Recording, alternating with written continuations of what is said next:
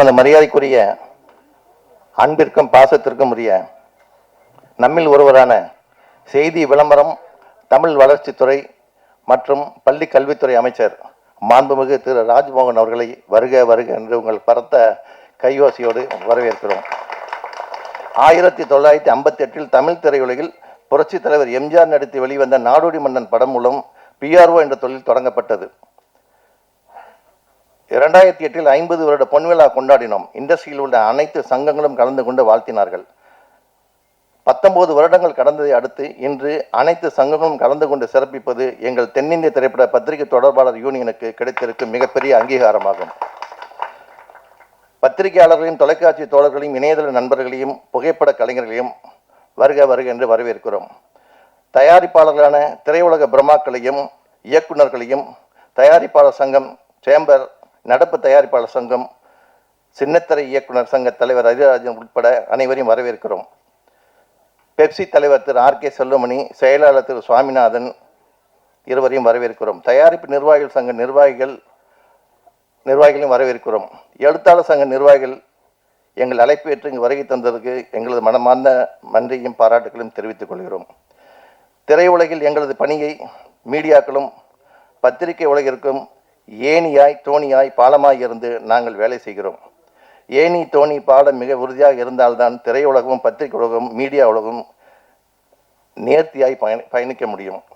எங்கள் உறுப்பினர்கள் சிலர் தயாரிப்பாளர்களாகவும் கதாசிரியர்களாகவும் இயக்குநர்களாகவும் புகைப்பட கலைஞர்களாகவும் யூடியூப் சேவர்களாகவும் இருக்கிறார்கள். அமைச்சர் அவரிடம் கடந்த மாதம் சில கோரிக்கைகள் வைத்து மனு அளித்துள்ளோம். அப்பொழுது நான் தலைவர், இப்பொழுது யுவராஜ் தலைவர், நான் செயலாளர். அந்த மனுவினை மறுபடியும் தங்களிடம் நினைவுபடுத்தி வழங்க இருக்கிறோம். புரட்சித் தலைவர் எம்ஜிஆர், டாக்டர் கலைஞர், புரட்சித் தலைவர் ஜெயலலிதா ஆகியோரை தொடர்ந்து இன்று திரையுலகில் இருந்து ஜோசப் விஜய் அவர்கள் முதல்வராக வந்திருக்கிறார் என்பது திரையுலகினருக்கு கிடைத்த மிகப்பெரிய அங்கீகாரமாகும், வரப்பிரசாதமாகும். இங்கு வந்துள்ள அனைத்து சங்கங்களுக்கும் கோரிக்கை உள்ளது. மாண்புமிகு அமைச்சர் நம்மில் ஒருத்தர். அவர் இங்குள்ள சங்கங்கள் அனைத்தையும் அழைத்து ஒரு நாள் திரையுலகத்திற்காக நேரம் ஒதுக்கி அழைத்து பேசினால் மிகவும் நன்றாக இருக்கும். மீண்டும் ஒருமுறை அமைச்சர் உள்ளிட்ட அனைத்து திரையுலகினரையும் பத்திரிகை மற்றும் மீடியா நண்பர்களையும் வருக வருக என அழைத்து வணங்கி இந்த வாய்ப்பு வழங்கிய தலைவர் உள்ளிட்ட நிர்வாகிகளுக்கும் செயற்குழு உறுப்பினர்களுக்கும் மற்றும் பொதுக்குழு உறுப்பினர் அனைவருக்கும் இந்த நேரத்தில் நன்றி கூற கடமைப்பட்டிருக்கிறேன். நன்றி, வணக்கம். வரைக்கும் கொண்டு போய் சேர்க்கிற பங்கு உங்களோடது. ஒவ்வொரு திரைப்படமும் மக்கள்கிட்ட போய் சேர்றதுக்கு நீங்கள் எடுக்கிற முயற்சி, நீங்கள் கொடுக்குற உழைப்பு ரொம்ப அற்புதமானது. அதனால் இந்த சங்கத்தோட தேர்தல், இந்த விழாவில் கலந்துக்கிறதுல ஒரு எழுத்தாளர் சங்கத்தோட உறுப்பினராக, தலைவராக, இல்லை நான் ஒரு தனிப்பட்ட இயக்குனராக நான் ரொம்ப பெருமைப்படுறேன். ஸோ இதிலிருந்து தேர்ந்தெடுக்கப்பட்டிருக்க தம்பி யுவராஜோட தலைமையில் இருக்கிற டீமுக்கு என்னுடைய மனப்பூர்வமான வாழ்த்துக்கள். உங்களுக்குள்ள ஒற்றுமையும் சந்தோஷமும் எப்பவும் நிலைத்து நிற்கட்டும். சங்கத்தை நல்லபடியாக பார்த்துக்குங்க. அடுத்த லெவலுக்கு சங்கத்தை கொண்டு போங்க. இது என்னோட வேண்டுகோள். அடுத்ததாக இந்த நிகழ்ச்சிக்கு வந்து மத்தியில் அமர்ந்து ரொம்ப மென்மையாக எல்லாரோடையும் நல்ல சிரிப்போட அன்போடு உட்கார்ந்து அத்தனை பேர்த்துக்கும் தோழமையோடு பழகிக்கிட்டு இருக்க அமைச்சர் அவர்களுக்கு என்னுடைய வணக்கங்கள். எல்லாரும் கேட்குறாங்க, ஒவ்வொருத்தரும் ஒவ்வொரு வேண்டுகோள். ஸோ நாங்கள் எழுத்தாளர் சங்கத்துக்கு இப்போ தான் வந்திருக்கோம்.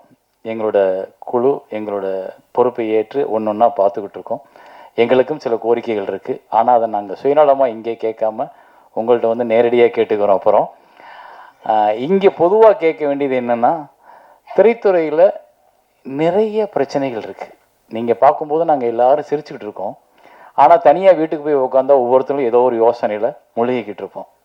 ஒரு திரைப்படம் எடுத்த தயாரிப்பாளர் அதை எடுத்து ரிலீஸ் பண்ணுறதுக்கு 1000 தடைகளும் பிரச்சனைகளும் இருக்குது. ஒரு படத்தை எடுத்த இயக்குனர் அந்த படத்தை முடிக்கிறதுக்குள்ளே இருக்க பிரச்சனைகள் நிறையா இருக்குது. ஸோ நிறைய பிரச்சனைகள். அதாவது ஆக்சுவலி சிவா சார் சொன்னது கரெக்ட். என்னென்னா, இந்த இந்த இந்த இண்டஸ்ட்ரியை புரிந்து கொண்ட ஒருத்தர் எங்களுக்கு அமைச்சராக கிடைச்சது. அதை முதல்வர் கொடுத்ததுக்கு உண்மையிலே பெரிய ஹாட்ஸ் ஆஃப் சல்யூட். ஏன்னா அவங்க தான் இதை தீர்க்க முடியும். நாங்கள் இதுக்கு முன்னாடி எத்தனையோ ஆட்சிகளில் நாங்கள் எங்களோட கோரிக்கைகளை வச்சுருக்கோம். சிலது நிறைவேற்றிருக்காங்க, நிறையாவது நிறைவேற்ற முடியலை. ஏன்னா அதுக்கு அவங்க பக்குவமாக உட்கார்ந்து பேசலை. இங்கே நீங்கள் எங்களுக்கு ஒரு குழு உருவாக்கி என்ன பிரச்சனைகள் இருக்குது, இதை எப்படி சால்வ் பண்ணலாம். இங்கே வந்து அண்ணே ஒரே நிமிஷம், இங்கே எல்லாரும் பிழைக்கணும்.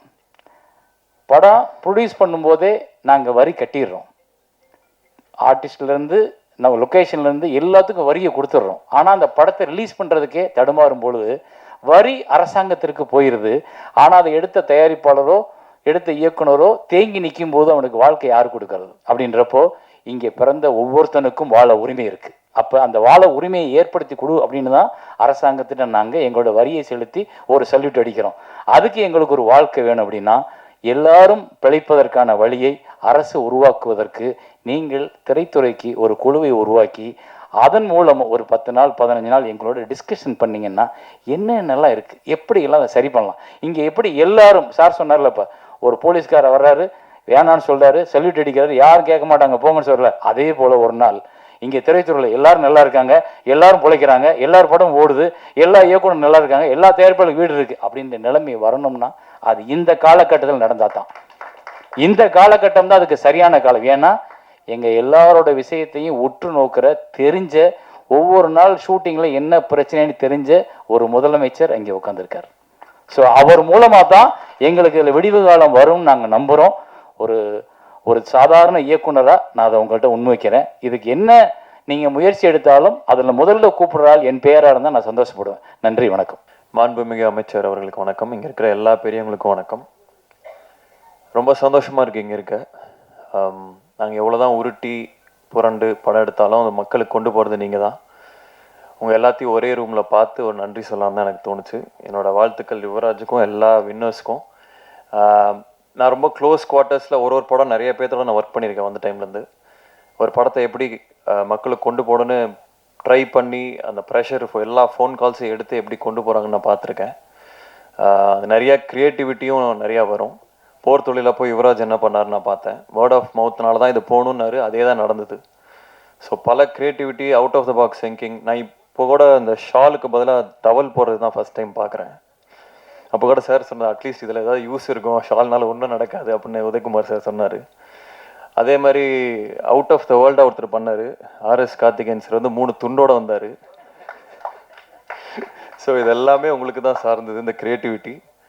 வருங்காலத்தில் நிறைய படங்கள் நம்ம ஒர்க் பண்ணலாம். உங்கள் எல்லாத்துக்குமே வாழ்த்துக்கள். ஒற்றுமையாக இருங்க. Thank you so much. இந்த விழாவிலே கலந்து கொண்ட அனைவருக்கும் என்னுடைய நன்றி கலந்த வணக்கம். இந்த விழாவிலே கலந்து கொண்ட அனைவருக்கும் என்னுடைய வணக்கத்தை தெரிவிப்பதோடு சில இடங்களில் பேசாமல் இருக்கிறது நல்லதுன்னு என்னுடைய உரையை முடித்துக் கொள்கிறேன். நன்றி, வணக்கம். நடிகனாக பேசுகிறதா எழுத்தாளனாக பேசுகிறேன் ஒரு குழப்பத்தில் இருந்தேன். எழுத்தாளனாக பேசிடுறேன். ஏன்னா இப்போ தான் லேட்டஸ்ட்டாக எலெக்ஷனில் தென்னிந்திய திரைப்பட எழுத்தாளர் சங்கத்தில் இணைச்செயலாளராக வெற்றி பெற்றிருக்கேன். அதனால் எழுத்தாளராக பேசிடுவோம். உங்களுக்கு வந்து கிறிஸ்டியன் மதத்தை பற்றி தெரியும் நினைக்கிறேன். அதில் வந்து ஈஸ்டர்னு ஒரு பண்டிகை வரும். அந்த பண்டிகை அன்னைக்கு அந்த ஹால் முல்லாம் இருட்டாயிடும். பக்தரெல்லாம் கையில் மெழுகுவர்த்தி வச்சுருப்பாங்க. பாஸ்தான்னு சொல்லக்கூடிய ஒரு மெழுகுவர்த்தியிலேருந்து அந்த ஒளி வந்து மற்ற ஒளிகளுக்கு வந்து ஒளிபரப்பப்படும். அப்படி இப்படி இருட்டாக இருக்கும்போது அந்த ஒரு வழி யார் எடுத்துட்டு வரான்னு வெயிட் பண்ணிட்டே இருப்போம். அந்த ஒரு வழி கிளம்பி இன்னொரு கையில் கொடுக்கும். அது கரெக்டாக 5 நிமிஷத்தில் 1000 திரிகளை வந்து வெளிச்சமாக்கணும். அந்த ஒரு ஒளியாக உங்களை நான் பார்க்குறேன். நீங்கள் தான் இங்கே திருமாவில் இருக்கிற அத்தனை பேருக்கும் ஒரு ஒளியாக இருந்து ஒளியை பரப்பப்பட்டீங்க. தென்னிந்திய திரைப்பட எழுத்தாளர் சங்கம், இதாவது தென்னிந்திய திரைப்பட பத்திரிகையாளர் சங்கம்னு சிஸ்டர் சொல்லிட்டே இருந்தாங்க. பத்திரிகை தொடர்பாளர் சங்கம், பத்திரிகையாளர்கள் தான் வந்து அவங்களுக்கு தொடர்பு படுத்தி இதை நியூஸை போடுங்கன்னு சொல்கிறதே அவங்க தான். ஆமாம், நீங்கள் நிறைய முறை அர்த்தம் சொன்னீங்க சார். அதாவது நான் விருதுநகரில் பிறந்து காலேஜில் படிச்சுட்டு இன்றைக்கி நான் வந்து ரவி மரியா விரிவுரையாளர் அப்படின்னு ஒரு போர்டு தான் எங்கள் வீட்டுக்கு முன்னாடி தொங்கியிருக்கும். இன்றைக்கி தமிழர்கள் எங்கெல்லாம் இருக்காங்களோ அங்கெல்லாம் ரவி மரியா இவன் தான் சொல்ல வச்ச பெருமை இந்த பத்திரிகை தொடர்பாளருக்கு சாரும். அவங்களுக்கு எத்தனை முறை நன்றி சொன்னாலும் இன்னைக்கு நம்முடைய மாண்புமிகு முதலமைச்சராக இருக்கிற திரு சி ஜோசப் விஜய் அவர்கள் முதல்ல நடிக்க வராரு. என் பையனை அறிமுகப்படுத்த போகிறேன், இந்த நியூஸை பத்திரிகை கொடுத்துங்கன்னு உங்கள்கிட்ட தான் எஸ் சுந்தர் சார் ஃபஸ்ட் ஒப்படைச்சிருப்பார். உங்கள் கைராசி இன்னைக்கு அவர் முதல்வராக இருக்கார். நேற்று வந்து நைட்டு வந்து ஒரு பிளாட்ஃபார்ம் கடையில் நான் எப்பயுமே சாப்பிடுவேன், ரொம்ப டேஸ்ட்டாக இருக்குன்னு சொல்லிட்டு நண்பரோட போய். அப்போ அந்த பிளாட்ஃபார்ம் வசிக்கிறதுல 10 வருஷம் பார்த்துட்டே இருக்கேன். அவர் சொன்னார், என்னண்ணே தாவேக்கால் இணைஞ்சிட்டிங்களாமே அப்படின்னு. அரசியல் பேச நினைக்காதீங்க, ஒரு ஈமெயிலுக்காக சொல்கிறேன். அது வந்து உங்களுக்கு தான் நான் இணைஞ்சதாக தெரியும். நான் விஜய் சார் நானும் 30 வருஷம் நண்பர்கள். குஷி படத்தில் நான் அசோசியேட் இருக்கும்போது அப்படின்னு. அப்படியாண்ணே நானும் இணைஞ்சிட்டேன் அப்படின்னாரு. என்ன என்னன்னு இணைச்சிங்களா? இல்லைண்ணே, கடந்த ஆட்சியில் கவுன்சிலருக்கு 500 ரூபாய், போலீஸுக்கு 500 ரூபாய், டெய்லி 1000 ரூபா கொடுத்து மாதம் 30,000 ரூபா கப்பம் கட்டிட்டு இருந்தேன். என்னைக்கு விஜய் சார் ஆட்சிக்கு வந்தாரோ இன்ன வரைக்கும் மாதம் எனக்கு 30,000 மிச்சம் ஆகிட்டு இருக்கு அப்படின்னாரு. அவ்வளோ சிறப்பாக இந்த ஆட்சி போகுது. சிவா சார் சொன்னாங்க, இந்த போலீஸில் எங்கேயுமே பெர்மிஷன் பிரச்சனை இல்லை, யாரும் வந்து காசு கேட்கறது இல்லை, எந்த தொல்லையும் இல்லைங்கன்னாரு. இதை நடிகனா நான் ஒரு 3 படத்தில் பார்த்துட்டேன், நானே சாட்சி. இப்படி ஒரு அற்புதமான ஆட்சியை மக்களுக்கு கொடுத்துட்டு இருக்கீங்க சார். ஆனால் சினிமாவிலிருந்து போன ஒரு முதலமைச்சர், சினிமாவிலிருந்து போகிற எங்களுடைய துறை அமைச்சர் ராஜ்மோகன் சார் வந்து நான் நடித்த நான் சிரித்தால் படத்துடைய படத்தில் நிகழ்ச்சி தொகுப்பு பண்ணி நினைக்கிறேன் சார். கொரோனாவுக்கு முன்னாடி நான் அன்னைக்கு ஒரு ஸ்பீச்சை கேட்கும்போது உண்மையிலே இவரை வந்து இவர் ஒரு நல்ல ஸ்பீச்சராக இருக்காரு, ஒரு நல்ல எதிர்காலம் இருக்குது, இப்படி சினிமாவிலேயே ட்ரை பண்ணிட்டு இருக்காருன்னு நினச்சேன். ஆனால் காலம் உங்களை சரியான இடத்துல சேர்த்து இன்றைக்கி அமைச்சராகிருக்கு சார். காலத்திற்கும் இயற்கைக்கும் ரொம்ப நன்றி சார். எங்களுடைய கோரிக்கை ஒன்று தான் சார். வருடம் விருதில் வந்து 7 வருடம் 8 வருடம் சேர்த்து கொடுக்கப்படுது. சிறந்த நடிகர், சிறந்த தொழில்நுட்ப கலைஞர்கள், சிறந்த இயக்குநர்கள் இப்படின்னு எப்பயுமே 8 வருஷம் 5 வருஷம் சேர்த்து தான் கொடுக்குறாங்க. சம்டைம் அந்த அவார்டு வாங்குறவங்க நோம்பு இல்லாமல் கூட போயிடுறாங்க சார். இப்போ நீ எனக்கா இல்லை, எங்களுக்காக ஒன்று பண்ணணும். வருடம் அந்த வருடம் முடிஞ்சு ஜனவரி மாதம் பிப்ரவரி மாதத்துக்குள்ள அடுத்த வருடத்துக்கான அவார்டை உடனே அனௌன்ஸ் பண்ணுற மாதிரி ஒரு குழு அமைத்து வருஷம் உடனே கிடைக்கணுங்கிற மாதிரி பண்ணணும் சார். ஏன்னா அப்பொழுதுதான் அந்த படத்துக்கான மரியாதை, அந்த நடிகனுக்கான மரியாதை, அந்த தொழில்நுட்பமான மரியாதை கிடைக்கும் நான் விரும்புகிறேன். 5 வருஷம் இந்த படத்தை நீங்கள் பண்ணீங்களா, வாழ்த்துக்கள் பாஸ் சொல்லும்போது அந்த கிக்கே குறைஞ்சிருது. ஸோ விருதுகளை மட்டும் அப்பப்போ வழங்கணும். எழுத்தாளர் சங்கமாக என்னுடைய கோரிக்கையில் வந்து என்னென்னா, நம்ம தலைவர் சொல்லிட்டாரு, நான் எழுதி உங்கள்கிட்ட கொடுக்குறேன்னாரு. அவங்க கொடுப்பாங்க. தமிழ் துறைகளுக்கு உண்மையிலேயே ஒரு வார்த்தை சொன்னாங்க யாரோ, இந்த பீரியடில் தமிழ் திரையுலகம் வந்து தப்பிக்கிறேன்னா வேறு எந்த பீரியட்லையுமே தப்பிக்க முடியாதுன்னு சொன்னாங்க. ஏன்னா நம்மளிடம் இருந்தவர், நம்மளுடைய நட்பாக இருந்தவர் இன்னைக்கு முதலமைச்சராக இருக்காரு. இந்த துறையை காப்பாற்றுறீங்கன்னா தமிழ்நாட்டில் உள்ள அத்தனை துறையும் நீங்கள் காப்பாற்றுன்னு அர்த்தம் சார். எனவே தமிழ் துறையில் இருக்கிற அத்தனை பிரச்சனைகளும் நீங்கள் தீர்க்கணும்னு வேண்டிக்கிறேன். அனைத்து அதாவது இந்த இடத்துல ஒரு ஒற்றுமையை பார்த்தேன். அதாவது வந்து இந்த சங்கத்தில் தான், பிஆர்ஓ சங்கத்தில் தான் எலெக்ஷனில் ஜெயிச்சாலும் தோத்தாலும் வருத்தப்பவே விட வேண்டியதில்லை. 90 பேருக்கும் பதவியேற்பு விழா, 90 பேருக்கு பதவியேற்பு விழா. உண்மையிலே உங்களுடைய பரந்த மனசு அதை காட்டுது. ஒருவர் கூட புண்படக்கூடாது.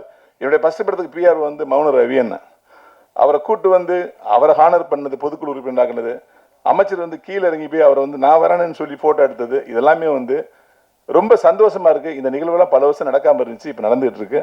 அனைவருக்கும் என்னுடைய மனமார்ந்த வாழ்த்துக்கள். நன்றி. தென்னிந்திய திரைப்பட பத்திரிகை தொடர்பாளர் யூனியன் எலெக்ஷனில் வெற்றி பெற்ற அற்புதமான தலைவர் யுவராஜ், யங்ஸ்டர், எல்லாம் யங்ஸ்டர்ஸு ஜெயிச்சிருக்காங்க. அதில் ஒருத்தர் விஜய் முரளி நவ மாதிரி,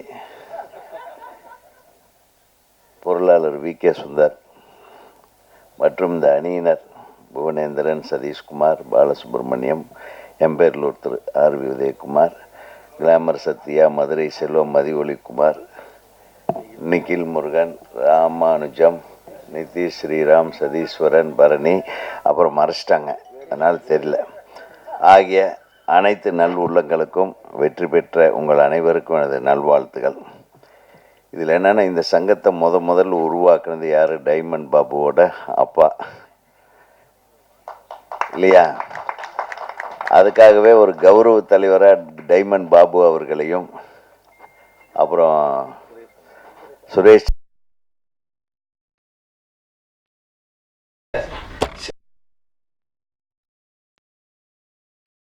அனைத்து செல்வதுதான் ஒரு நல்ல தலைமை பண்புக்கு அழகு. அதை நீங்கள் செஞ்சுருக்கீங்க. அதே உங்களுக்கு மிகப்பெரிய வெற்றி. ரவி மரியா சொன்ன மாதிரி இருக்கிற எல்லா மெம்பர்களுக்கும் இன்றைக்கி விருது கொடுத்துட்டீங்க, எல்லாத்தையும் நீங்கள் வந்து கௌரவிச்சிருக்கீங்கன்றது ரொம்ப சிறப்பு. இப்படி தான் இருக்கணும் சங்கம்னா. எந்த போட்டியும் பொறாமையும் இல்லாமல்,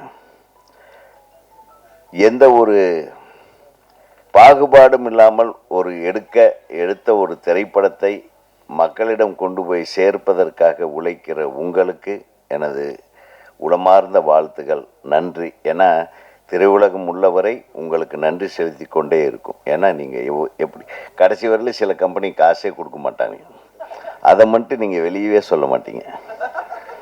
வெளியே சொன்னால் கேவலமாயிடும் அப்படின்னு அடுத்தவனுக்கு வர்றதையும் கெடுத்து விட்டுறக்கூடாதுன்ட்டு மனசுக்குள்ளேயே வச்சுருப்பீங்க.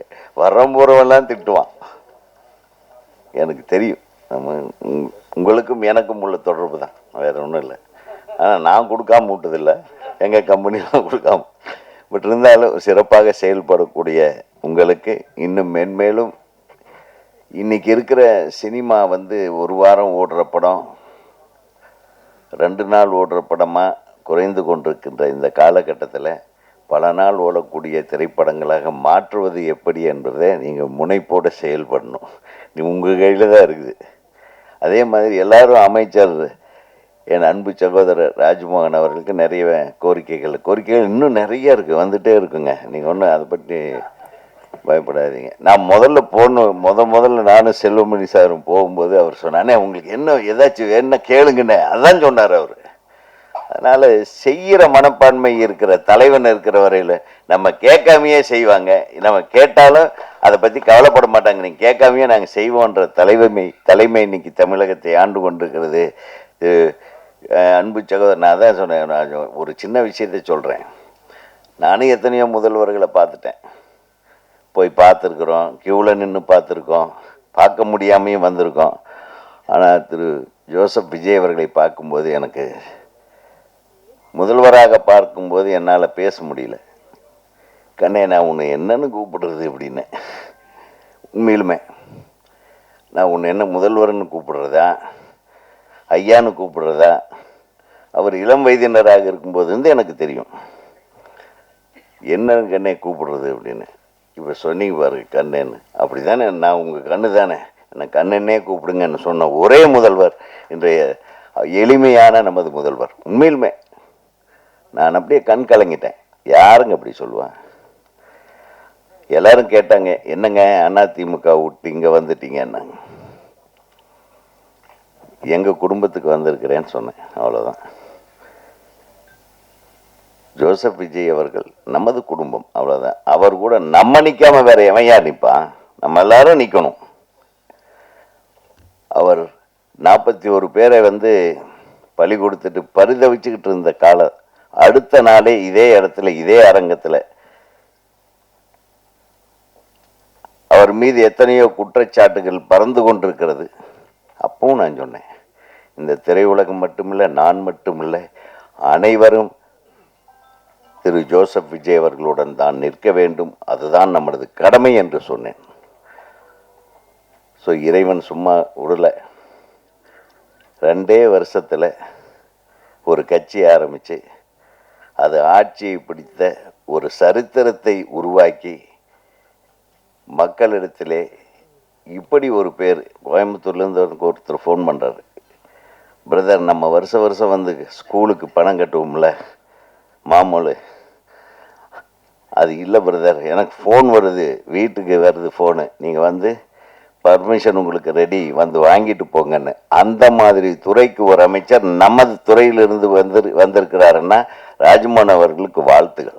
ஏன்னா படிக்கிற குழந்தைங்க படிக்கிற ஒரு பள்ளிக்கூடத்துக்கு லஞ்சம் வாங்குற கவர்மெண்ட் உலகத்தில் இருந்திருக்குன்னா அதுக்காக நம்ம வெக்கப்படணுமே தவிர, இன்னைக்கு அந்த நிலைமை மாறி ஒரு இண்டஸ்ட்ரியலிஸ்ட்டு ஃபோன் பண்ணுறான், ஒரு பில்டர் ஃபோன் பண்ணுறான், அண்ணே 5 பைசா செலவு இல்லாமல் எனக்கு பிளான் ஓகே ஆயிடுச்சுண்ணே. எப்பேற்பட்ட விஷயம்! உண்மை இது இன்னும் சிறப்பாக நடைபெற்று கொண்டே இருக்கும். அதற்கு ராஜ்மோகனை போன்ற மிகச்சிறந்த சிந்தனையாளர்கள், அவங்க அவர் அவ்வளவு கடினமாக உழைச்சிக்கிட்டு இருக்காரு. அவருக்கு கொடுத்துருக்கிற துறைகளை பாருங்க. கல்வித்துறை இது சாதாரணமான விஷயம் அல்ல. எவ்வளவு கண்ணும் கருத்துமாக இருந்து பார்க்க வேண்டிய ஒரு துறை.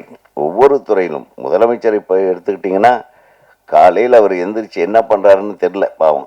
6 மணிக்கு உட்காந்து என்னென்ன துறையில் என்னென்ன நடக்குது, என்னென்ன நடக்கணும், என்னென்ன அநியாயங்கள் நடந்தது, எதை சரிப்படுத்தணும், இதுக்கு எத்தனை பொருட்செலவாக நம்ம எக்கானமி என்ன, இத்தனையும் திங்க் பண்ணிட்டு இருக்கிற ஒரு முதலமைச்சர் இருக்கிறாருன்னா அது திரு ஜோசப் விஜய் அவர்கள் மட்டும்தான். நமது மாண்புமிகு முதல்வர் அவர்கள் கண்ணுறக்கம் இல்லாமல் பணி செய்து கொண்டிருக்கிறார் என்பது மட்டும் நமக்கு புரிகிறது. ஏன்னா எனக்கு தெரியும் கவர்மெண்ட்டில் என்னென்ன ஒவ்வொரு துறையிலும் என்னென்ன பிரச்சனைகள் இருக்குன்னு எங்களுக்கு தெரியும். அத்தனை மீறி ஒரு அற்புதமான ஆட்சியை கொடுத்து கொண்டிருக்கிற இந்த அரசுக்கும் அதில் ஒரு அங்கமாக இருந்து அற்புதமாக செயலாற்றி கொண்டிருக்கும் நமது அமைச்சர் ராஜ்மோகன் அவர்களுக்கும் நான் மனமார்ந்த நன்றியையும் வாழ்த்துக்களையும் தெரிவித்துக் கொள்கிறேன். ஏன்னா இந்த இடத்துல நாம் வந்து நம்மளுக்கு அது வேணும், இது அவங்களுக்கு தெரியும் நம்மளுக்கு என்ன வேணும்னு. இன்றைக்கி எல்லாம் தியேட்டரில் ஒரு ஷோ தான் ஓட்டுறாங்க. அட்லீஸ்ட் எந்த சின்ன படமாக இருந்தாலும் ஒரு 4 ஷோ ஓட்ட சொல்லணும். அது உங்களால் முடியும். ஒரு ஷோவோட ஒரு படத்தை கொலை பண்ணுறாங்க பாருங்கள், அதை மாற்றணும். அதுதான் மெயின். முதலையாவது ஒரு ஒரு ஒரு 30 தியேட்டர் கொடுத்தாலும் 30 தியேட்டருக்கு 4 ஷோ ஓடினா தாங்க ஏதோ ஒரு டைமில் அந்த படத்தை பார்த்து நல்லா இருக்கு நல்லா இல்லைன்னு கணிக்க முடியும். ஸோ அந்த ஒரு நிலைமையை மாற்றினாவே சினிமா உருப்பிட்டுன்னு நினைக்கிறேன். நிறைய விஷயம் இருக்குது. இந்த தென்னிந்திய திரைப்பட பத்திரிகை தொடர்பாளர் யூனியன் மிகச்சிறந்து விளங்க வேண்டும். அனைவருக்கும் எனது அன்பான வாழ்த்துக்களை சொல்லி இந்த மேடையில் அமைந்திருக்கும் நம்ம சூப்பர் ஸ்டாரோடைய வாரிசு டி சிவா அவர்களும் நமது செல்வமணி அவர்களும் நமது தயாரிப்பாளர் இங்கேயே ஒரு மீட்டிங் போட்ட வேலையை முடிச்சிடலான்னு நினச்சி சொல்கிறேன். அதனால் அனைவருக்கும் நன்றி கூறி விடைபெறுகிறேன். நன்றி, வணக்கம். Honorable Minister Rajmohan Ayya, vanakkam. Thambi sonna mari, I'm really very happy to be here today, and எனக்கு ஒரு விஷயம் ரொம்ப ஸ்ட்ராங்காக மனசில் பட்டுச்சு. when யுவராஜ் said இந்த மாதிரி ஒரு இவெண்ட் இருக்குன்னா நான் அந்த இவெண்ட்டுக்கு வரணும் அண்ட் இந்த விஷயத்தை நான் மேடையில் சொல்லணும்னு எனக்கு பட்டுச்சு.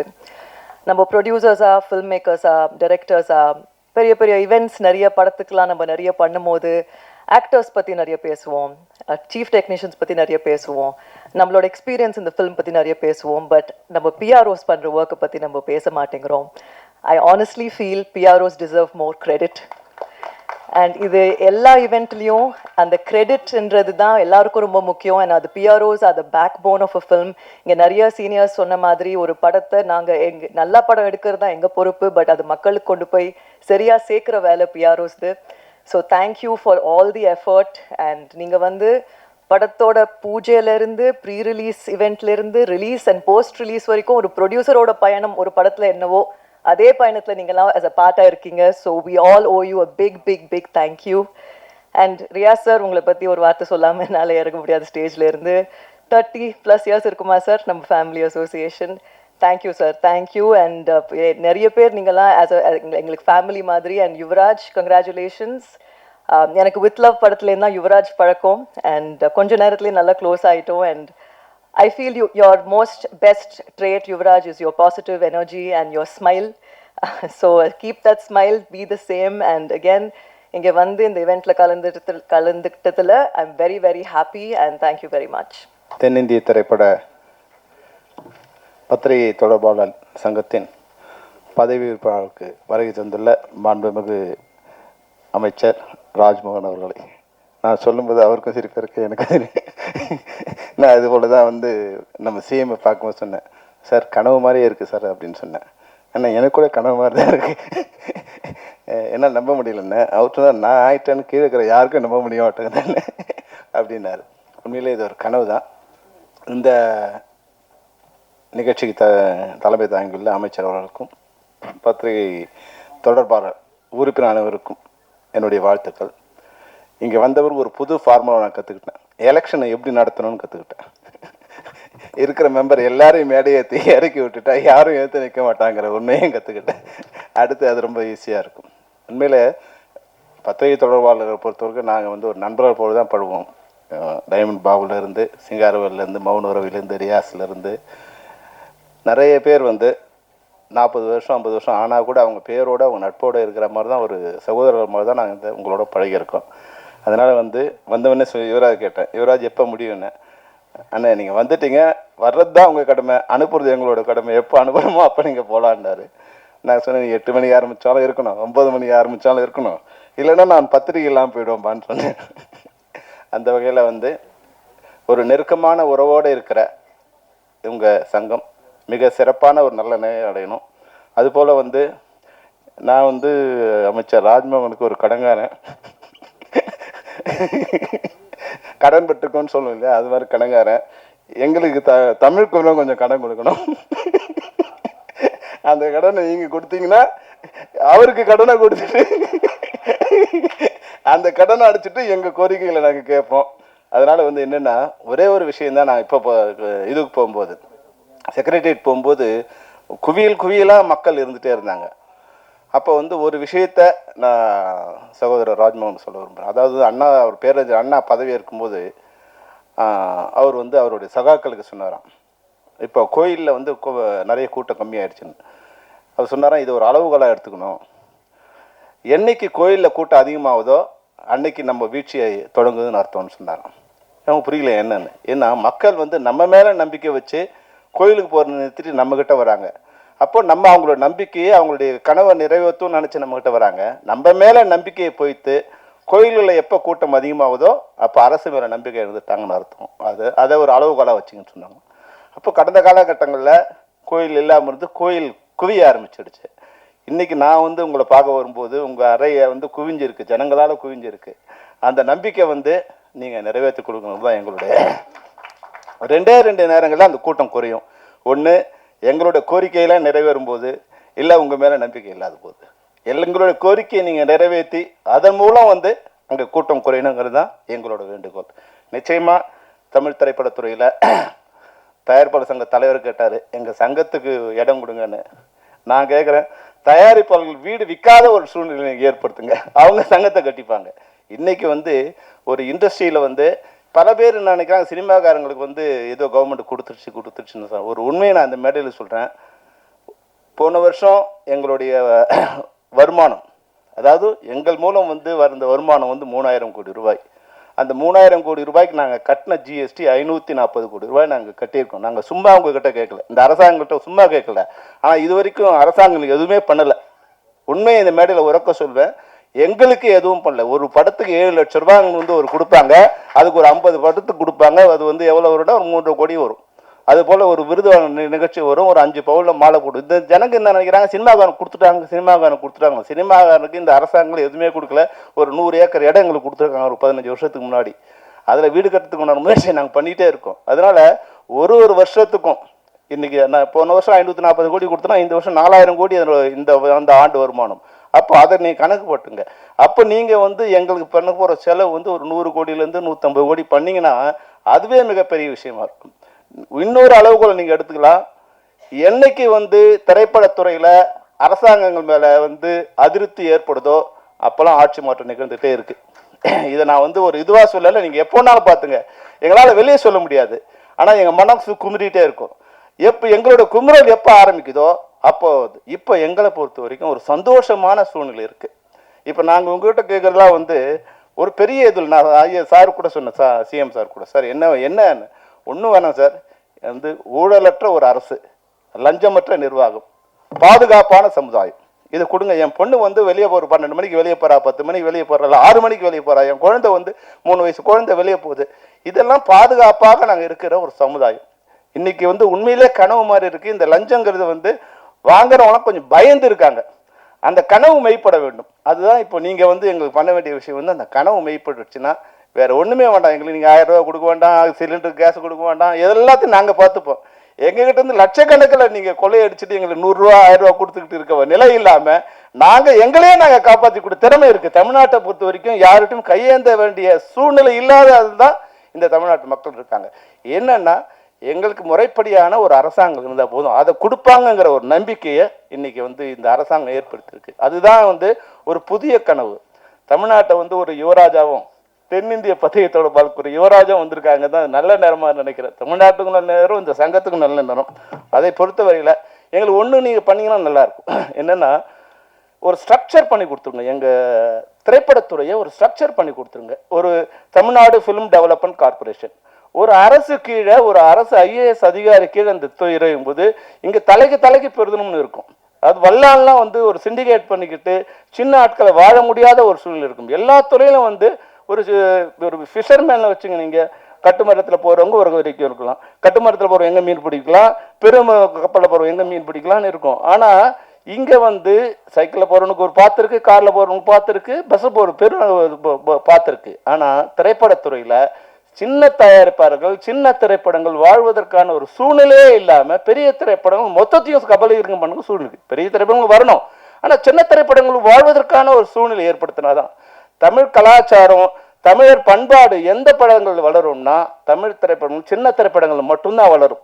அந்த திரைப்படங்களை காப்பாற்றினீங்கன்னா தமிழ்நாட்டோட கலாச்சாரம் உலக அளவில் பரப்பப்படும். தமிழ்நாடும் நல்லா இருக்கும், தமிழரும் நல்லா இருப்பாங்க, தமிழ் திரைப்பட தயாரிப்பாளரும் நல்லா இருப்பாங்க. ஒரு 250 படம் வெளியாகின்ற காலகட்டத்தில் 220 படங்கள் சிறு திரைப்படங்கள் தான் வெளியாகுது. அதை காப்பாற்றுகின்ற ஒரு முயற்சியில் அரசு வந்து உங்களுக்கு நாங்கள் சொல்ல வேண்டியதில்லை. ஏன்னா நீங்கள் எங்களோட இருந்திருக்கீங்க, எங்களோட சின்ன திரைப்படத்துலேருந்து எல்லா படங்களும் நீங்கள் பார்த்துருக்கீங்க, தலைவரும் உங்கள் சிஎம்மும் வந்து பார்த்துருக்காங்க. எங்களை பொறுத்த வரைக்கும் இந்த நேரத்தில் இந்த கோரிக்கை நான் வந்து எங்கள் யாருக்காகவும் இல்லாமல் எங்கள் அனைவருக்குமான நீங்கள் அந்த ஒரு ஸ்ட்ரக்சரை நீங்கள் பண்ணி கொடுத்துட்டீங்கன்னா ப்ரொடியூசர் நல்லா இருப்பாங்க, ஆர்டிஸ்ட் நல்லா இருப்பாங்க, டெக்னீஷியன் நல்லா இருப்பாங்க, லேபர்ஸ் நல்லா இருப்பாங்க, அதில் வர எக்ஸிபியூட்டர் டிஸ்ட்ரிபியூட்டர்லேருந்து இன்றைக்கி வர பத்திரிகை தொடர்பாளர் வரைக்கும் அந்த பிரச்சனை இல்லாமல் இருக்கும். ஒரு ஸ்ட்ரக்சர் மட்டும் நீங்கள் பண்ணி கொடுத்தீங்கன்னா போதும். உண்மையாகவே இந்த ஆட்சி எங்களுக்கு ஒரு நம்பிக்கை ஏற்படுத்திருக்கு. நீங்கள் எங்கள் நண்பருங்கிறதால உங்களை எல்லா வகையிலும் பயன்படுத்திட்டாங்க. 90 பேருக்கு மாலை போடுற அளவுக்கு கூட நீங்கள் இருந்து கவலைப்படாமல் கஷ்டப்படாமல் போட்டீங்க. அந்த உங்கள் நல்ல உள்ளத்துக்கு நன்றி. உங்களிடமிருந்து நாங்கள் எதையும் பெரிதாக எதிர்பார்க்கவில்லை. எங்ககிட்டேருந்து ஒரு கான்ட்ரிபியூஷன் வந்து இந்த அரசுக்கும் இந்த தமிழ்நாட்டுக்கும் நாங்கள் கொடுத்துட்ருக்கோம். அதுலேருந்து கொடுக்க வேண்டிய நியாயமான பங்கு எங்களுக்கு கொடுங்க. எங்கே ஒரு தவறான ஒரு இமேஜ் வந்து இங்கே பரவிட்டு இருக்கு. சினிமாக்காரன் கொடுத்துட்டாங்க, நாங்கள் எங்களை ஒன்றும் இல்லை மேடையில் உட்கார வச்சு லெஃப்டில் கமலஹாசனையும் ரைட்டில் ரஜினிகாந்த் உட்காந்து நீங்கள் பண்ணி விழா நடத்துறது தவிர வேற எங்களுக்கு அதன் மூலம் எங்களுக்கு என்ன வருமானம் தான் ஒரு நாள் வந்து நாங்கள் விழா நடத்தணும். அதை பார்த்து ஜனங்க வந்து எங்களுக்கு ஏதோ வாரி கொடுத்துட்டாங்கிற ஒரு இமேஜ் தான் கிரியேட் பண்ணியிருக்க தவிர எங்களுக்கு இது வரைக்கும் வந்ததில் திரைப்பட தொழிலாளர்கள் நான் சொல்கிறேன், திரைப்பட தொழிலாளர்களுக்கு ஒரு 1 ஏக்கர் இடம் கொடுத்துருக்காங்க. நிச்சயம் அதைத்தான் இந்த 50 வருடத்தில் திரைப்பட தொழிலாளர் கிடைத்த ஒரு லாபம். அதை தவிர நிறைய விஷயங்கள் இருக்குது. நாங்கள் நீங்களே சொன்னீங்க ஒரு நாள் பெப்சிக்கு நாங்களே வரோம் சார் உட்காந்து. நிச்சயமாக நீங்கள் எப்போ இல்லை நாங்கள் வரோம் இன்னும். ஏன்னா உங்கள் வேலை பொழுது பார்க்கும்போது எங்களுக்கு பயமாக இருக்குது. எப்போ பார்த்தாலும் உங்களுக்கு எக்கச்சக்கமான ஒர்க் இருக்காது. பள்ளிக்கல்வித்துறைனா நான் இந்த டிரான்ஸ்ஃபர் நேரத்தில் சொல்ல முடியாது. உங்கள் வெளியே ஆரம்பித்து வெளிகேட்டு வரைக்கும் ஆள் இருக்காங்க. உங்களால் வந்து நிச்சயமாக வர முடியாது. நீங்கள் வரணும்னு நினைக்கிறீங்க, ஆனால் வர முடியாது. அதனால் வந்து ஒரு மணி நேரத்தை எங்களுக்காக நீங்கள் ஒதுக்கி கொடுத்தீங்கன்னா நாங்கள் வந்து எங்களுடைய ஒரு முன்னாடி சொன்னீங்க. இப்போ தம்பி இருக்கார் ஜெகதீசன் வந்து சொல்றீங்களா? ஏன்னா ஜெகதீஷ் இருக்கிற வரைக்கும் உண்மையில இல்லை. ஜெகதீஷ் வந்து மிகச்சிறந்த அறிவாளி. அந்த அறிவாளிக்கு தலைவனாக இருக்கிறோம். நீங்கள் மிகப்பெரிய அறிவாளியாக இருக்கணும். ஏன்னா அவனை கண்ட்ரோல் பண்ணுறதே கஷ்டம். ஜெகதீஷை கண்ட்ரோல் பண்ணுறதுக்கு ஒரு நீலவேணி குதிரையை ராஜா தேசிங்கால தான் கண்ட்ரோல் பண்ண முடியும். ஜெகதீஷனோட திறமையான ஒருத்தவரை தான் கொண்டு வர முடியும். ஏன்னா அவனோட அறிவு ஆமாம் ஜெகதீசன் இயக்குனர், செயற்குழு உறுப்பினர், அதை விட வந்து இன்னையோட சிஎம்மோட 10 வருடத்துக்கு மேலாக தொடர்ந்து பயணித்தவர். அதனால எல்லாரையும் விட மிக நெருக்கமானவர் அவர் வந்து. அதனால அவரும் அங்கே உங்ககிட்டையும் பழக்கமானவர், சிஎம்முக்கும் நெருக்கமானவர். தம்பி நீயும் வந்து உன்னால் முடிஞ்ச அளவுக்கு இப்போ உங்ககிட்ட நாங்கள் எங்களுக்கு கோரிக்கை வைக்கிற இடத்துல இருக்குது மொத்த சினிமா துறையும் விட்டுருங்கிறாவ. ரொம்ப நேரம் நான் எடுத்துக்கிட்ட வந்து எனக்கு நேரம் ஆயிடுச்சு. ஆனாலும் இன்னொரு சந்தர்ப்பம் இது மாதிரி எங்களுக்கு கிடைக்க வாய்ப்பு இல்லைங்கிறதால இதை வந்து சகோதரர் ராஜ்மோகனுக்கு எங்களுடைய கோரிக்கையாக வைக்கிறோம். தமிழ் திரைப்படத்துறையை சீராக்கி அதை ஒரு ஸ்ட்ரக்சர் பண்ணி கொடுக்க வேண்டியது உங்களோட கடமை. அந்த கடமையை நீங்கள் பண்ணிட்டீங்கன்னா காலம் உள்ளவரை உங்களை தமிழ் திரைப்படங்களும் மறக்காது, நாங்களும் மறக்க மாட்டோம். நன்றி, வணக்கம். இன்னொரு நிகழ்வில் இருந்து வரும்போது பிளான் பண்ணபடி வர முடியல. முதல்ல சாரி. ரொம்ப அழகாக வர்ணனையாக என்னுடைய சகோ வரவேற்பாங்க. ஆனால் மணி 9:45 இந்த வர்ணனை தேவையா?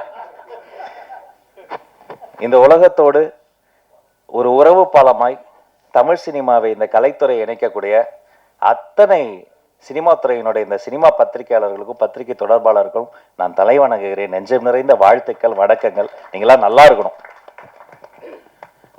நேரம் குறைவாக இருக்குது, டக்கு நான் பேசிடுறேன். இந்த நம்மளுடைய பிரசாத் வென்யூவில் இங்கே இருக்கிற எல்லா பிஆர்ஓக்கிட்டையும் எஃப்எம்ல வேலை பார்த்தப்ப, டிவியில் வேலை பார்த்தப்ப, சோஷியல் மீடியாவில் வேலை பார்த்தப்ப, தனியாக யூடியூப் சேனல் வச்சுருந்தப்போ எல்லா பிஆர்ஓக்கிட்டையும் திட்டு வாங்கின ஒருத்தனா அது நான் தான். எஃப்எம்ல வேலை பார்க்க மௌன ரவி என்ன, அவர் நிக்கில் சார் எல்லாம் இன்டர்வியூ தருவாங்க. அப்போ வந்து எடுத்து முடிச்சு ஃபோன் பண்ணுவேன். ஆனால் ஒரு சின்ன மிஸ்டேக் நான் என்னாச்சுமாங்க, இந்த ரெக்கார்டரில் ஆன் பட்டன் அமுக்க மறந்துட்டேன். பக்கத்தில் இன்னொரு எஃப்எம்ல வாங்கி தருவேன். ஏன்டா என் உசுரா வாங்குறேன் அப்படின்ட்டு. அதே மாதிரி நடுவில் ப்ராப்ளம்ஸ்லாம் வரும். எங்களெல்லாம் வந்து வெப்சைட்டில் இருக்கும்போது உள்ளே விடக்கூடாது அப்படின்னு முடிவு பண்ணிடுவாங்க. அது வந்து பத்திரிகையில் வந்தால்தான் பத்திரிகையாளர்கள், இவர்கள் எங்கள் போட்டியாளர்கள். இப்போ வாசல் அப்படி கையை கட்டி நிற்போம். அடுத்த மாதம் சம்பளம் வாங்கணும், எப்படியாவது எங்களை உள்ள விட்டுருக்கேன். இல்லை பரவாயில்ல, அப்புறம் வர எல்லாத்தையும் புரிஞ்சுக்கிட்டு. ஆனால் மேடையில் இருக்கக்கூடிய அத்தனை ஜாம்பவான்களும் சரி, இங்கே இருக்கக்கூடிய பிஆர்ஓக்களும் சரி, நல்ல தமிழில் நல்ல ஒரு நிகழ்ச்சி செய்யணும்னா ஒரு தொகுப்பாளர்னா அவர்கள் முதலில் அணுகும் இடம் மலிவு விலை தொகுப்பாளர்னா அது ராஜ்மோகன் தான் என்பதையும் பெருமையோடு நான் சொல்லிக்கிறேன். 5 ஆண்டுக்கு ஒரு முறை கொடுத்தா அது வந்து விருது கிடையாது, ஆண்டுதோறும் கொடுத்தாதான் விருது. மாண்புமிகு தமிழ்நாடு முதல்வர் அவர்கள் அனுமதி பெற்று இனி வெள்ளித்திரை, சின்னத்திரை, தமிழ்த்திரை விருதுகள் ஆண்டுதோறும் தரப்படும் என்பதை முதல்ல மகிழ்ச்சியோடு தெரிவித்துக் கொள்கிறேன். நல்ல படைப்புகள் தான் நம்முடைய ஆக்சிஜன். தமிழ் சினிமாவில் வந்து உண்மையிலே தன் தலையை அடமானம் வைத்து முதல் போடுகிற முதலாளினா தமிழ் சினிமாவுக்கே தலையா இருக்கிறது நம்முடைய தயாரிப்பாளர்கள் தான். நம்ம நகைச்சுவையா சில பேமெண்ட்ஸ் வரல, பெண்டிங் பேமெண்ட்ஸ் சொல்லுவாங்க. எந்த இண்டஸ்ட்ரியில இல்லை, அவங்க தரக்கூடாதுன்னு இல்லை, ஒரு படத்துல பேமெண்ட் தர முடியாட்டியும் அந்த சம்பந்தப்பட்டவங்களை அடுத்து ஒரு படமே தரக்கூடிய தாயுளம் கொண்டவர்கள் தான் அந்த அவங்க. இல்லைன்னா நாம் இல்லை, அந்த தயாரிப்பாளர் சங்கம். அதே போல அந்த தமிழ் சினிமாவில் கைகளா இருக்கக்கூடியதுதான் நம்முடைய பாடலாசிரியர்களும் கவிஞர்களும் இசையமைப்பாளர்களும். படத்திற்காக ஓடியதா இளையராஜாவின் பாடலுக்காக ஓடியதான்னு தெரியாத பல ஒண்டர்ஃபுல் மேஜிக்ஸ் வந்து தமிழ் சினிமாவில் இருக்கு. அவங்க இல்லைன்னா நம்ம இல்லை. இந்த தமிழ் சினிமாவை தாங்கி ஓடக்கூடிய கால்கள் அப்படின்னா எங்களுடைய ஃபைட் மாஸ்டர்ஸும் டான்ஸ் மாஸ்டர்ஸும் அப்படி ரத்தத்தை வியர்வையா கொட்டி ஓடி ஓடி உழைச்சி ஓடிக்கிட்டே இருப்பாங்க. அப்போ இந்த தமிழ் சினிமாவினுடைய வயிறு யாரு? Production department. 5 பேர் இருந்தா கேரவனுக்குள்ள சாப்பாடு, 50 பேர் இருந்தா கேரவன் பக்கத்துல சாப்பாடு, 500 பேர் இருந்தா சாப்பாடு எப்படியாவது போட்டுருவாங்க. காந்தி படத்துல கிளைமேக்ஸ்ல 1,00,000 பேர் நடிச்சிருக்கிறாங்க. இந்தியாவில் ஷூட் நடந்திருக்கு. எப்படி காலைல பிரேக்ஃபாஸ்ட் கொடுத்துருப்பாங்க, மதியம் லஞ்ச் போட்டிருப்பாங்க, சாப்பிட்டு முடிக்கும் போது கடலை முட்டை எப்படி கொடுத்துருப்பாங்க யோசித்தே பார்க்க முடியாது. அப்படிப்பட்ட இந்த சினிமாவினுடைய நாடி நரம்பெல்லாம் ஓடிக்கொண்டு இருப்பது இந்த தமிழ் சினிமாவினுடைய அன்சங்கட ஹீரோஸா இருக்கக்கூடிய இந்த ரத்தமாக இருக்கக்கூடியதுன்னா நீங்க தான், பிஆர்ஓஸ் தான். நீங்க ஓடி ஓடி இங்க போகணும் அங்க போகணும் ப்ரொமோஷன் போகணும் ஓடிக்கிட்டே இருப்பீங்க. இப்போ சினிமாவினுடைய இதயம் யாரு? உண்மையிலேயே தன்னுடைய இதயத்தை பற்றி கவலைப்படாத இயக்குனர்கள் தான். அந்த இதயம் வந்து ஓடிக்கிட்டே இருக்கும். எப்படியாவது ஒரு நல்ல படத்தை எடுத்துட முடியாதான்னு 40-50 வருஷம் சாலிகிராமத்தினுடைய காவேரி கார்னர்ல சுற்றி கொண்டிருக்கக்கூடிய அண்ணன்களை நான் அறிவேன். இந்த மொத்த சினிமாவினுடைய உடலுக்கு ஒரு அழகான ஒரு ஸ்கின் வேணும் இல்லையா? அது நம்ம மேக்கப் டிபார்ட்மெண்ட். அப்படி அவங்க வந்து டச் பண்ணும்போது அப்படி சாமியை கும்பிட்டுட்டு அந்த ஃபர்ஸ்ட் அப்படி ஒரு பொட்டு வைக்கும் போது நாமளும் ஒரு நாள் பெரிய ஆர்டிஸ்ட் ஆகணும், ஒரு ஆர்டிஸ்டுக்கு ஒரு பெரிய நம்பிக்கை வரும். சரி, இது எல்லாமே இருக்கு. அப்படிப்பட்ட இந்த சினிமாவினுடைய ஆக்சிஜன் யாரு? துணை இயக்குனர்கள். டைரக்டர் இல்லாம கூட ஒரு 2 மணி நேரம் சமாளிச்சு சில ஷாட்ஸ் எடுத்துருவோம். துணை இயக்குனர்கள் இல்லாம ஒரு ஷாட் கூட எடுக்கவே முடியாது. அவங்க வந்து ஒரு பெரிய அன்சங்கடு ஹீரோஸ். இப்படி எத்தனையோ அன்சங்கடு ஹீரோஸ்லாம் அங்க சினிமாவில் இருக்கிறாங்க. அத்தனை பேரோட பாராபட்சம் இல்லாமல் பழகக்கூடியவங்க இந்த பிஆர்ஓஸ். அத்தனை பேருடைய பாதி பேருக்கு என்ன தெரியும், அவங்க பேரு தெரியும். நான் எப்படி கல்யாணம் பண்ணோம், குழந்தை, எல்லாருமே ஒரு ஃபேமிலி ரீயூனியன் மாதிரி தான் இருக்கு. அண்ணா நகைச்சுவையா சொன்னாங்க செல்வமணி அண்ணன், அது என்ன பேமெண்ட் பெண்டிங் நான் சொல்லிடுறேன். அது ஒன்றும் இல்லை, தமிழ் சினிமாவில் எல்லா சங்கங்களும் சேர்ந்து ஒரு நல்ல விழா எடுத்தோம். முத்தமிழறிஞர் டாக்டர் கலைஞர் ஐயா அந்த பராசக்தி படத்தில் அன்னைக்கு ஒலித்த அந்த ஒரு குரல், அம்பாள் இன்றைக்கடா பேசியிருக்கிறாள் இன்னும் ஒலித்த குரல், அவருக்காக ஒரு 100ஆண்டு விழா எடுக்கணும்னு பிளான் பண்ணி எல்லா சங்கங்களும் ஒன்று கூட்டிட்டாங்க. அப்போ வரிசையாக ஃபோன் வருது. லிங்குசாமி சார் ஃபோன் பண்ணுறாரு, பாண்டியராஜ் சார் ஃபோன் பண்ணுறாரு. எனக்கு என்ன பதட்டனா, சரி இது கலை சேவை தான், பேமெண்ட் வருமா வராதா, நாம வாடகை வர கட்ட. அப்போ நான் என்ன யோசிச்சேன், சரி சார் அதை வரேன் சார் அதர் சார் அப்படின்னு சமாளிச்சுக்கிட்டே இருந்தேன்.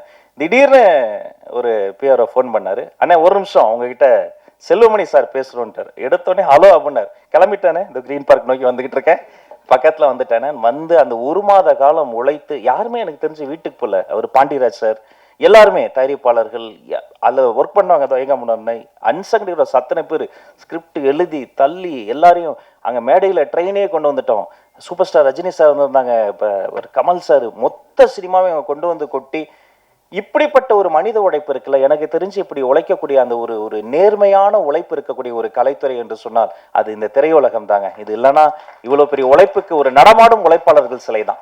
அப்படி இருக்கும்போது நீங்கள் உரிமையாக கேட்கலாம், சேரன் அண்ணாலாம் ஒரு சாதாரண டைரக்டரா நீங்க தவமாய் தவம் இருந்த அந்த படத்துல வர ஒரு காட்சிக்கு அத்தனை தேசிய விருதுகள் நம்ம கொட்டி கொடுக்கணும். அப்படி தரமான ஒரு காத்திரமான படைப்புகள். அந்த நீங்க சொன்னீங்களா நாங்க கடன் பட்டிருக்கோம், நாங்க தான் கடன் பட்டிருக்கோம். இது நன்றி கடன் திருப்பி தந்துகிட்டு இருக்கிறோம். நாங்க இவங்க எல்லாருக்கும் செய்ய வேண்டியது எங்களுடைய நன்றி கடன்.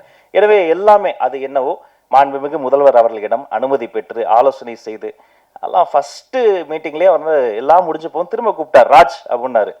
அப்படியே ஓடி போய் சொல்லுங்க சார் அப்படிங்கும் போது அந்த முதல்ல அவர் சொன்ன விஷயமே அந்த மானியமுக்காக காத்திருக்கலப்பா, சின்ன சின்ன படங்கள்லாம் அது ஏன் பெண்டிங்ல இருக்கு, முதல்ல நல்ல படைப்புகள் அந்த குட்டி குட்டி படங்கள் பாருங்க, எதெல்லாம் பெண்டிங் இருக்கோ அரசு சார்பில் அத்தனை படங்களும் மானியத்தை கொடுத்துருங்க, அவங்க அது டிசர்வ் இட் என்று சொன்ன ஒரு மாண்புமிகு முதல்வருக்கு இந்த நேரத்தில் நாங்கள் நன்றியும் இதன் மூலமாக நான் தெரிவித்துக் கொள்கிறேன். அது மாதிரி அது ஒரு இன்னொரு விஷயமும், ஒரு காலத்தில் வந்து தமிழ்நாடு தான் சினிமாவுடைய கேபிட்டலாக இருந்தது. எல்லா ஷூட்டிங்குமே இங்கே நடக்கும். கொஞ்சம் கொஞ்சமாக இன்னைக்கு வந்து ஹைதராபாத் போயாச்சு, கொஞ்சம் கொஞ்சமாக எல்லாருமே அதர் ஸ்டேட் போயாச்சு. அதுக்கு வேரியஸ் ரீசன்ஸ். அதெல்லாம் பகுப்பாய்வு செய்வது தான் எங்கள் வேலை. ஷூட்டிங் ஸ்பாட்டில் வந்து யாராவது மேனேஜரோ பிஆரோ வந்து ஒரு பர்மிஷனுக்கோ ஒரு 10 பேரை பார்க்கணும், 4 பெட்ரோல் வண்டி காசு தரணும், நோ. யார் ₹1 கேட்டாலும் நீங்கள் கொடுக்காதீங்க, தரவே தராதீங்க. உங்கள் கூட சிஎம் இருக்கிறாரு. நீங்கள் என்ன ப்ரொடக்ஷனுக்கு என்னவோ அதை பார்த்துக்கங்க, ஆர்டிஸ்டுக்கு என்னவோ அதை பார்த்துக்கங்க. அதுதானே செய்ய போகிறோம். இது வேலை. உலகத்தில் வேலையை செய்யறதுக்கெல்லாம் யாரும் பாராட்ட மாட்டாங்க. அதனால நாம் அப்படி சிஸ்டம் மாறி போச்சு. நாம வேலையை செய்து கொண்டிருக்கிறோம், அதை சிறப்பாக செய்து கொண்டிருக்கிறோம், அது உண்மையாக செய்து கொண்டிருக்கிறோம். எந்த ஒளிவு முறையும் இல்லாமல் டிரான்ஸ்பரண்டான ஒரு கவர்னன்ஸ் தருவதற்கான ஒரு முயற்சி தான். ஏன்னா இந்த சினிமா துறையில தான் கருவாகி உருவாகி இன்னைக்கு ஒரு ஒரு ஒரு மாமனிதர் எங்களுக்கு முதலமைச்சராக கிடைச்சிருக்கிறாரு. இதே மாதிரி இங்க பின்னாடி உட்காந்துக்கிட்டு முன்னாடி தெரியாம வந்து எழுந்து நின்ட்டா கேமராமேன் அண்ணன் கத்துவாரு, முன்னாடி வரலன்னா ஸ்பீக்கர் கிட்ட மைக்கு போடலன்னா எங்க ஆபீஸ்ல என்னுடைய மேனேஜர் கத்துவாரு. அதையும் மீறி எழுந்துட்டா அவரு வந்து இந்த போட்டோகிராஃபர் எல்லாம் திட்டுவாங்கன்னா பரவாயில்ல, மைக்கு பிடிச்சதுக்காக நிக்கில் பண்ணாது, ராஜு உட்காரியா இல்லையா அப்படிம்பாரு. எங்க போனாலும் அவ்வளோ போராட்டம். அதுக்கு நடுவுல ஒவ்வொரு இதுவா பின்னாடி இருந்து முன்னாடி வந்து இடம் பிடிச்சி எல்லாம் வந்துட்ட பிறகு திடீர்னு ஒரு ஜூனியர் ஆர்டிஸ்ட் யாரோ ஒருத்தவங்க வந்துருவாங்க, இஃப் யூ கொஞ்சம் அப்படின்ட்டு நம்மளை எழுப்பி விட்டுருவாங்க. அப்படியே பின்னாடி போய் உட்காந்தா ஃபுட்பால் மாதிரி தான் அதவங்களாம் நிற்கிறாங்க பாருங்க. பாதி நிகழ்ச்சி ஃபுட்பால் மாதிரி நின்றுக்கிட்டு தொத்திக்கிட்டு என்னன்னா என்னைக்காவது ஒரு நாள் நம்ம ஜெயிச்சிரும், எதுலையாவது ஜெயிச்சிரும், பெடந்தாங்கள் பறவை மாதிரி எல்லாத்துலேயும் ஓடி ஓடி பறந்து பறந்து இன்னைக்கு அப்படியெல்லாம் போயிட்டு இந்த இடத்துல வந்து நிற்கும் போது சரியெல்லாம் தான் இருக்கு. நாம தானா அமைச்சர் ஆகிட்டோமான்னு பல வாட்டி சரியெல்லாம் இருந்திருக்கு. பட் அதெல்லாம் யோசித்து பார்க்க எங்களுக்கு நேரம் இல்லை. இது ஒரு நல்ல ஸ்டார்ட், இது ஒரு பொன்னான வாய்ப்பு. இந்த மேடையில் எங்கள் அண்ணன்கள் என்னெல்லாம் கேட்டாங்களோ அதை செய்வதற்கு ஒரு பொன்னான வாய்ப்பு. அந்த எண்ணம் தான் முத்துக்காளை அண்ணனுடைய ஒய்ஃபுக்கு ஒரு பிரச்சனைட்டோன்னா அவர் கூப்பிடவே இல்லை. நான் ஓடி போய் முதல்ல அங்கே கூப்பிட்டு போங்க பாண்டு கேஎம்சியில் போயிட்டு அந்த ஹாஸ்பிட்டலில் டாக்டரை பிடிச்சி, அவங்க வேற யாரும் கிடையாது, எங்களுடைய ஃபேமிலி. அவர் நடிகராக பார்க்காதீங்க, ஒரு மிகப்பெரிய ஒரு கல்வியாளர்னு சொல்லி நின்னதாக இருக்கட்டும். அவர் பாவாலட்சுமணன் அண்ணன் கூடலாம் நான் ஒரு படம் கூட ஒர்க் பண்ணதே இல்லை. எம்எல்ஏ ஹாஸ்டில் கொடுத்துட்டேன், நீ என்ன ரோட்டில் நிற்கிற, நீ வான உள்ள வேணா, கேப்டன் தானே, கேப்டன் சார்பாக தானே நாங்களாம் இருக்கிறோம், அவர் படங்கள்லாம் பார்த்து ஏகலைவனா வளர்ந்தாங்க தானே, நீ நில்லுன்னு சொல்லிட்டோம். பாரதி ராஜா ஐயா மறைந்த போதும் பாக்கியராஜ் சார் மறைந்த போதும் ஓடோடி போய் முதல்ல நின்று முழு அரசு மரியாதை கொடுத்தது எங்க கடமை. அவங்களுக்கு செய்யாம நாங்க வேற யாருக்கு செய்ய போறோம்? ஏன் இந்த எல்லாரும் வந்து சினிமாக்கு இப்படி பண்றோம் அப்படி பண்றோம்லாம் நினைப்பாங்கலாம் சொல்லாதீங்க. நான் பள்ளிக்கல்வித்துறை அமைச்சர். அரசு பள்ளியில படிக்கிற ஆட்டிசம் குழந்தைங்க இருக்காங்க பாருங்க, அவங்கள வந்து என் ரூமுக்கு எந்த குழந்தை வந்தாலும் டக்குன்னு ஒரு குட்டிச்சாரை போட்டு பக்கத்தில் உட்கார வச்சிருவோம், சாக்லேட்ஸ் வந்துடும், ரொம்ப நேரம் பேசுவோம். அந்த அப்பா அம்மா முதல்ல கொஞ்சம் டார்ச்சர் பண்ணுவாங்க, ஏய் அமைச்சருக்கு வணக்கம் சொல்லு, அதை சொல்லு, இதை நான் சொல்லுவேன், நீ கொஞ்சம் நேரம் சும்மா இருக்க சொல்லு, நீ அப்படி உட்காரு, நீ ஒன்றும் ஜாலியாக பேசிகிட்டு இருப்போம். ஆட்டிசம் குழந்தைகள் வந்தால் அந்த இடம் ரொம்ப சிரமமாக இருக்கும். இப்போ நம்ம இப்படி டெக்கோரமாக பேசுகிறோம்ல, அவங்களுக்கு அது புரியாது. நம்ம கண் பார்த்து பேசுவோம், அவங்க ஃபேன் பார்த்து பேசுவாங்க, திடீர்னு கத்துவாங்க, மற்ற சின்ன சத்தம் கேட்டால் பேனிக் ஆவாங்க. அந்த பேரண்ட்ஸ் வந்து இன்னும் டஃப்பான ஒரு லைஃப்பை வந்து மேற்கொள்வாங்க, அழுவாங்க லிட்டரலாக. ஏன் இப்படி வந்தது, என்ன பண்ணுறதுன்னு தெரியாமல். அப்போ ஒரு நாள் வந்து ஒரு அதிகாரி வந்து ஒருத்தர் வந்து சொன்னார், ஒரு நல்ல ஐடியா கொடுத்தார். நம்ம எம்ஜிஆர் ஃபிலிம் இன்ஸ்டியூட்டில் அரசு பள்ளியில் படிக்கும் ஆட்டிசம் குழந்தைகளை செலக்ட் பண்ணி போய் அவர்களுக்கு ஒரு உலக சினிமா போட்டோம். சரி, இதையே தொடரணும்னு இந்த கலையை அந்த குழந்தைகளை கொடுக்கணும்னு இனி மாதந்தோறும் அரசு பள்ளி ஆட்டிசம் குழந்தைகளுக்கு உலக சினிமா போடுவது என்று முடிவெடுத்து அதை நாங்கள் தொடங்கிவிட்டோம். நாங்கள் பேசும்போது எங்களோட பேசாத அந்த குழந்தை அந்த சினிமாவில் வர மீனோடு பேசுது, மானோடு பேசுது, அவ்வளோ சந்தோஷம், சிரித்து விளையாடுது. அந்த இன்டர்வல் பிளாக்ல போய் அந்த குழந்தைங்க பேரண்ட்ஸ்லாம் பார்க்கும்போது தான் தெரிஞ்சது, அந்த குழந்தைகளுக்கு மட்டும் இல்லை, அந்த அப்பா அம்மாக்கே ஒரு பெரிய ரிலீஃப். ஒரு பப்ளிக் பிளேஸில் அவங்களுக்கு ஆக்சஸ் இருக்காது, டக்குன்னு பேனிக் ஆவாங்க அந்த குழந்தைகள் பிஹேவ் பண்ணுறத வச்சு. அத்தனை பேர் கட்டி பிடிச்சி கைப்பிடிச்சு நன்றி சொல்லும் போது நான் நினைத்து பார்க்கிறேன், கிட்டத்தட்ட அது மாதிரியான அந்த குழந்தைக்கு எனக்கு என்ன வித்தியாசம், என்ன பண்ணுறேன்னு எனக்கே தெரியாமல் ஏதோ பண்ணேன், கிடைச்ச எல்லா வேலையும் பண்ணேன். ஆனால் இன்னைக்கு வந்து நிற்கிற இதெல்லாம் பண்ணுறேன்னு சொன்னால் அது இந்த திரைக்கலை தந்த ஒரு ஒரு வலிமை, அந்த இதயத்தை தொடக்கூடிய ஒரு உணர்வு, நல்ல படைப்புகளை பார்த்து படித்து கேட்டு வளர்ந்தது. இதையெல்லாம் இப்படியெல்லாம் செய்யணும்னு நினைத்து என்னுடைய மாண்புமிகு முதல்வர் எனக்கு கொடுத்த ஒரு நல்ல வாய்ப்பு, அவர் வைத்த நம்பிக்கை, நீங்கள் எல்லோரும் வைத்திருக்கிற நம்பிக்கை, இதை நான் நிச்சயமாக காப்பாற்றுவேன். கடைசி மூச்சு வரை நேர்மையாக வேலை செய்து உங்கள் அத்தனை பேரினுடைய கோரிக்கையும் மாண்புமிகு முதல்வரிடம் அனுமதி பெற்று நிறைவேற்ற என்னாலான எல்லா முயற்சிகளையும் செய்வேன் என வாழ்த்தி வணங்கி விடைபெற்று செல்கிறேன். அனைவருக்கும் நன்றி. Thank you so much.